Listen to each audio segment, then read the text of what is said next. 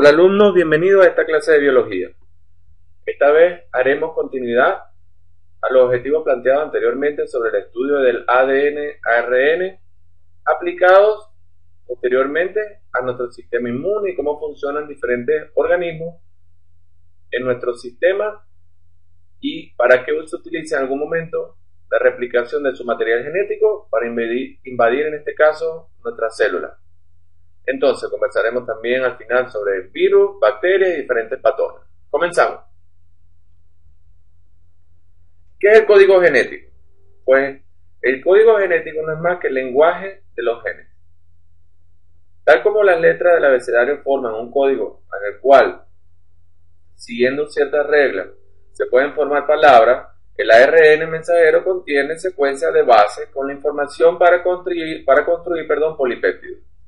En 1961, Francis Crick, un biólogo surafricano, Sidney Brenner, dilucidaron ciertas reglas. Reglas del código. Pues el código genético es universal. Casi todos los seres vivos emplean exactamente el mismo, lo que se interpreta como una evidencia del origen común de los organismos. Existen tríos de nucleótidos de ARN o codones que codifican cada uno de ellos para un aminoácido específico.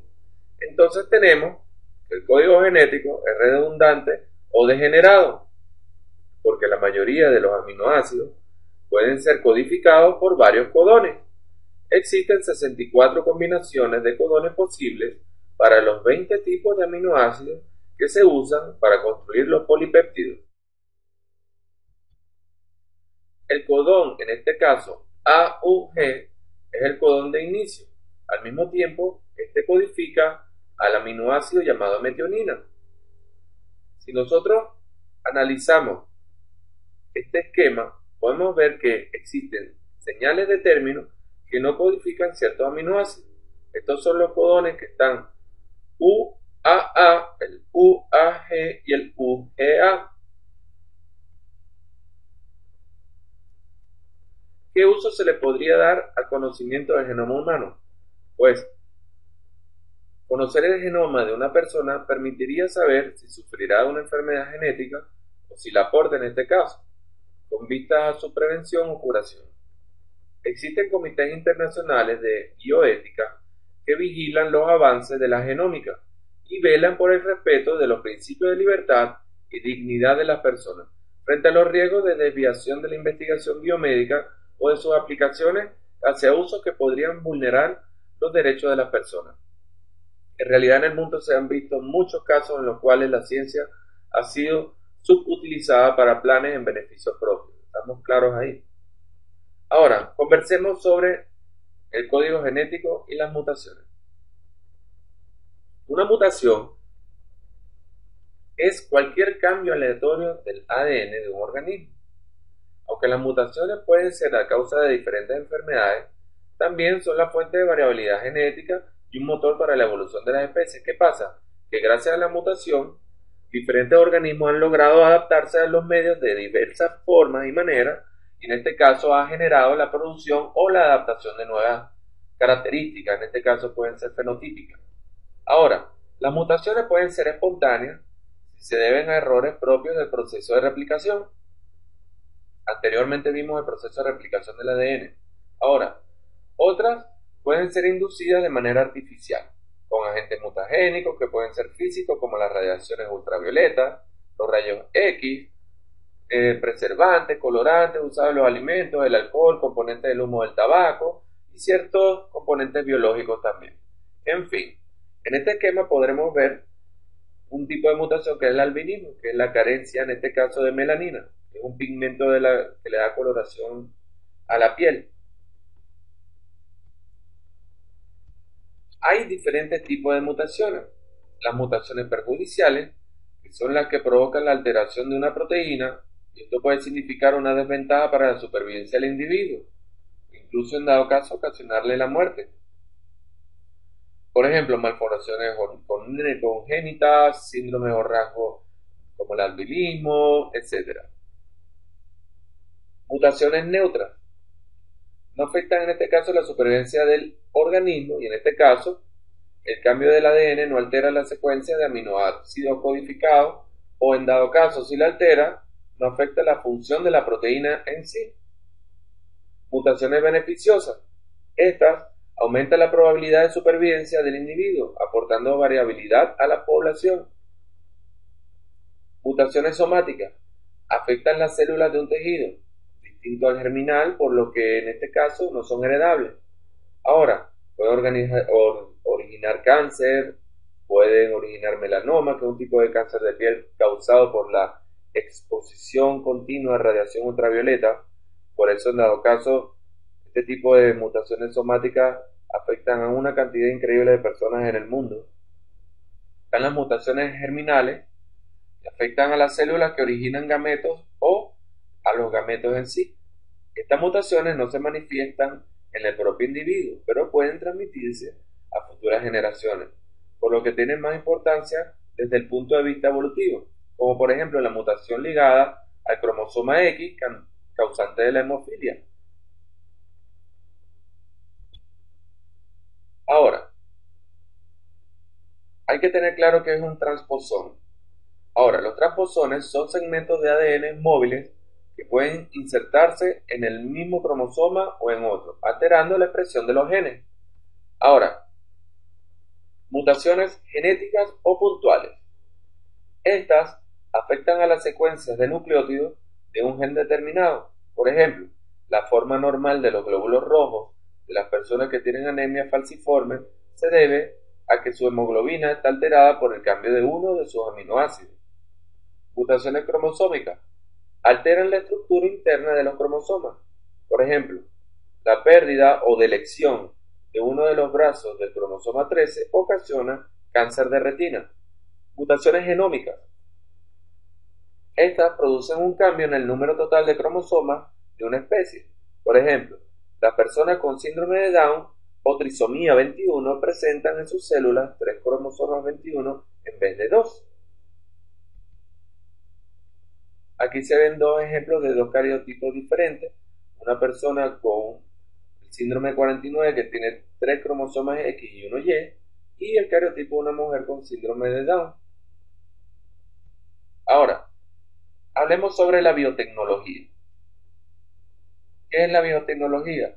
Se puede definir como el empleo de organismos o parte de ellos con el fin de obtener un beneficio para las personas mediante el uso de técnicas, conocimientos y procesos que permiten diseñar o construir nuevos productos.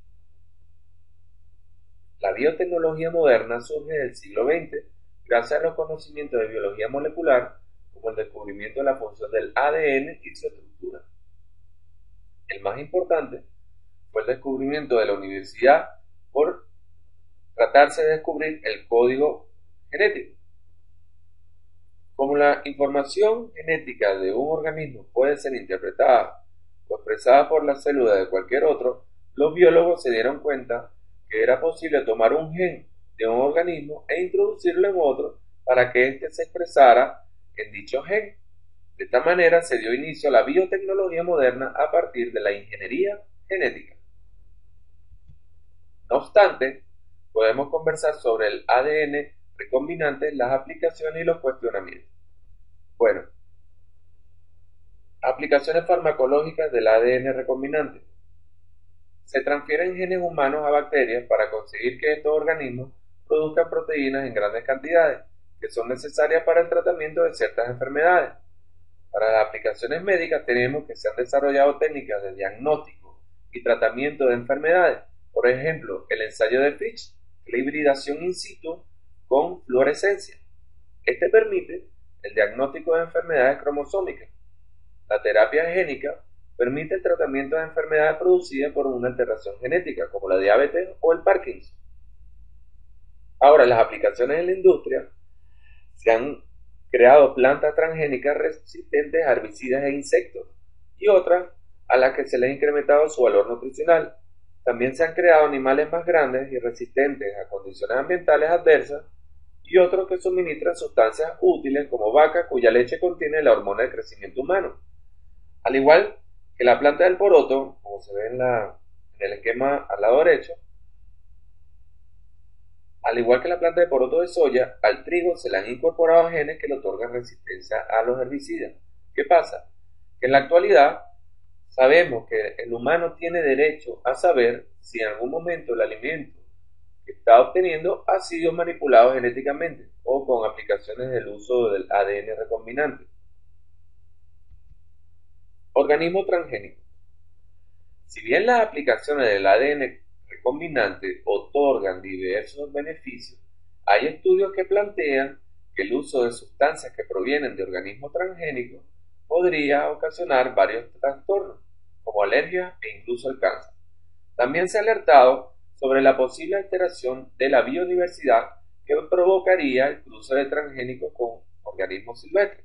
Entonces tenemos un cuadro de resumen aquí sobre las desventajas y las ventajas de los organismos transgénicos.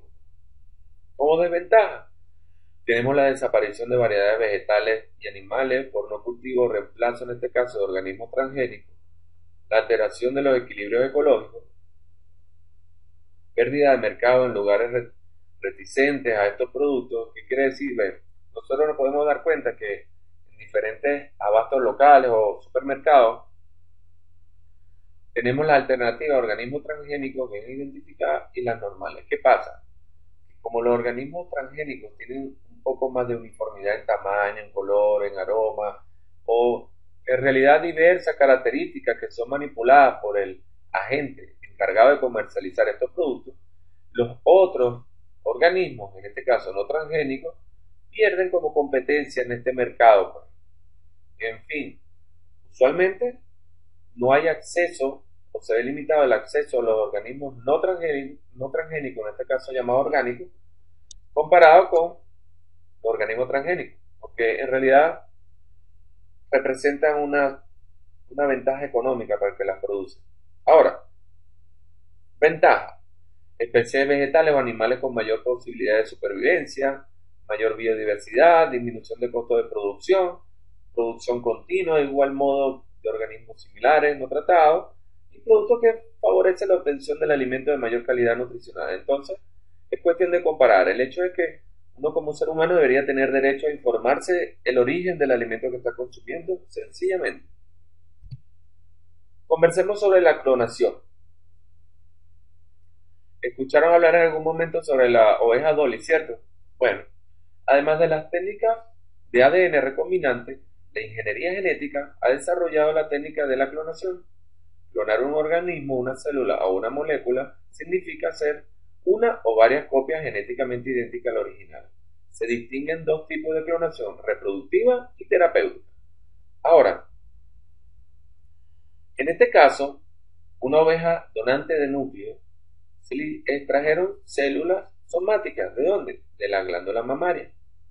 En este caso, se extrajo el núcleo de esa célula y se insertó este núcleo extraído en el ovocito. ¿En cuál ovocito? Un ovocito extraído de una oveja donante.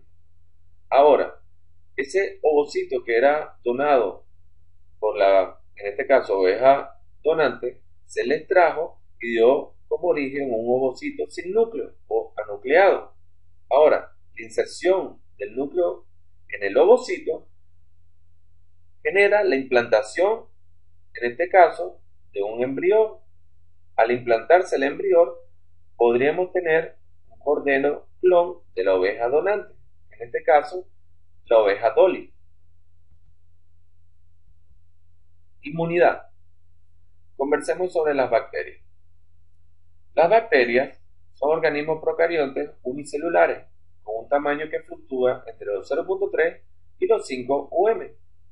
La mayoría presenta una pared celular compuesta de peptidoglucano. Algunas utilizan flagelos para moverse y en un ambiente favorable se reproducen muy rápidamente por un mecanismo asexual denominado fisión binaria. Ahora, dependiendo de sus características morfológicas, tendríamos tipos cocos, son esferas. Estas son más resistentes a la desecación. En este caso se ve la foto en el esquema del Staphylococcus aureus, un peligroso patógeno nosocomial. Tenemos los bacilos, son de formas alargadas que tienen una mayor área de superficie para absorber nutrientes. En esta foto se ve la Legionella pneumófila infectando una célula pulmonar. Y por otro lado, espirilos, que son hélices que pueden moverse con mayor facilidad en los fluidos. Por ejemplo, en esta foto se ve el Spirillum minor, transmitido por la mordedura de ratas. Ahora, según el lugar de residencia de ciertas bacterias en el hospedero, el tipo de respuesta inmunitaria empleada para eliminar a las bacterias dependerá de dónde éstas se alojen. Las bacterias intracelulares facultativas. Estas se multiplican en el medio extracelular y escapan a los mecanismos de defensa escondiéndose dentro de las células. Las bacterias intracelular obligadas solo pueden vivir y multiplicarse dentro de las células del hospedero. Las bacterias extracelulares solo viven y se multiplican en el espacio intercelular del tejido conjuntivo, vías respiratorias, intestinal y sangre. Ahora, dato curioso. En una época en que los microorganismos aún no habían sido descritos, los médicos medievales evitaban el contagio de la peste negra utilizando un traje que sin saberlo los protegía. En una máscara con forma de pico introducían algodones con un perfume para evitar el olor de la muerte. Ahora, así prevenían el contagio directo con Yersinia piscis, que es un bacilo gram negativo que mató a cerca de 200 millones de personas en Europa y Asia. El traje largo y cerrado impedía el ingreso de pulgas contaminadas con la bacteria. Ahora, según la reacción de su pared celular con la tinción de Gram, que es una tinción que produce una coloración diferente de diferentes tipos de bacterias y sirvió para clasificarlas posteriormente, tenemos que, como explicación, la pared celular presenta estructuras que interactúan con los mecanismos defensivos del organismo cuando logran ingresar a él. Entonces, tendríamos la bacteria gram positiva, que tienen sobre su membrana plasmática una gruesa capa de peptidoglicano, y tenemos la bacteria gram negativa, que presentan sobre su membrana plasmática una delgada pared celular de peptidoglicano y sobre ella una membrana plasmática externa. Aquí en este esquema se puede ver cómo es la pared celular de una bacteria gram positiva y cómo es la pared bacteriana de una célula gram negativa.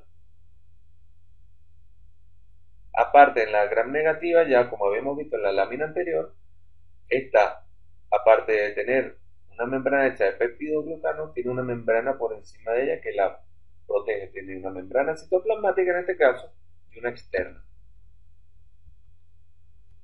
¿Qué son los protozoos? Los protozoos son organismos unicelulares eucariontes que se movilizan con pseudópodos. Pseudo es de falso, podo es de pie. Pseudópodos son, en este caso, podrían ser interpretados como pies falsos. Ahora, algunas de las múltiples especies que existen infectan al ser humano en calidad de comensales o bien como parásitos. Estos últimos pueden provocar enfermedad, entre ellos están ciertas amebas que invaden el intestino, causando amebiasis, flagelados como el Trypanosoma cruzi, causante de la enfermedad de Chagas, y esporozoos como el plasmodio, que causa la malaria.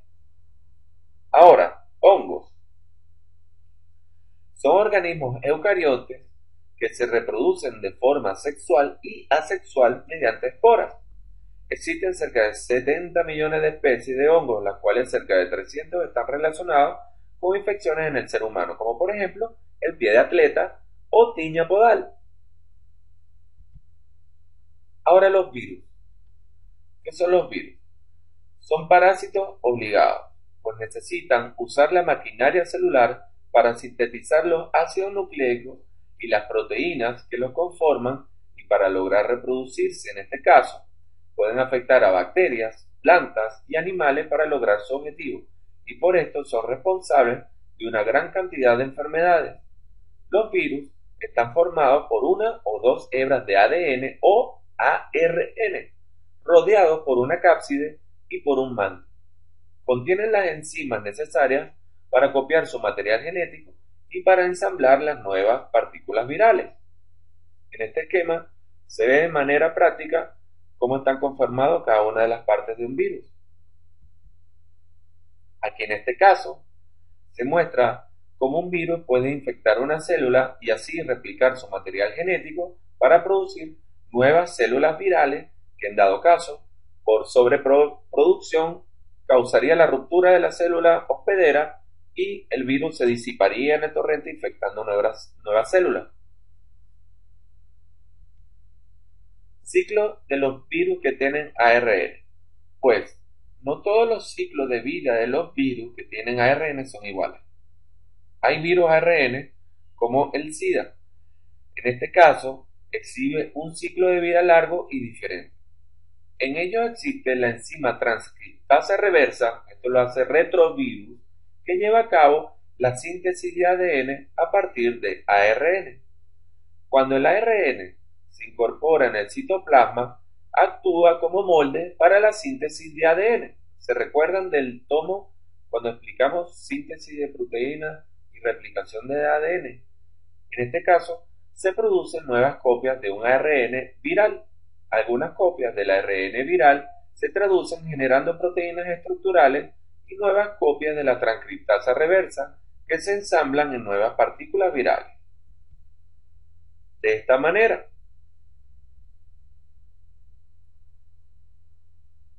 en este esquema se explica, si se dan cuenta, cómo forma parte principal el ARN polimerasa viral. Este ARN polimerasa viral es el que va a involucrarse en la replicación en las copias de, en este caso, el agente infeccioso. Conversemos sobre los priones. Los priones son proteínas que normalmente están en algunos tejidos, pero cuya estructura está alterada y se han vuelto infecciosas. Estas son resistentes a la esterilización y a las proteasas. Proteasas son enzimas que rompen proteínas. A las proteasas e inducen la formación de más moléculas similares, a expensas de la proteína ya existente. Se acumulan en células, especialmente en neuronas, destruyéndolas. Son responsables de encefalopatías transmisibles que conducen a la demencia y a la muerte, entre ellas el mal de Creutzfeldt-Jakob o encefalopatía espongiforme, hasta ahora sin tratamiento. Aquí se ve el modelo computacional de un prión. Ahora, tomemos en cuenta que los patógenos bacterianos desarrollan la infección en 4 etapas. La primera se denomina adherencia y en ella se unen específicamente a receptores presentes en los epitelios de la piel y mucosa. Luego, en la etapa de penetración, ingresan a las células epiteliales o mucosas y se multiplican dentro de ellas. En tercer lugar, ocurre la invasión, en la que atraviesan las células y son transportados a otros órganos. Y finalmente, la etapa de diseminación, en la que se dispersan viajando en el interior de macrófagos o ingresando a vasos sanguíneos o linfáticos. Aquí tenemos diferentes vías, por vía cutánea, por vía aérea o vía digestiva. Ahora, las bacterias no están inertes, tienen actividad.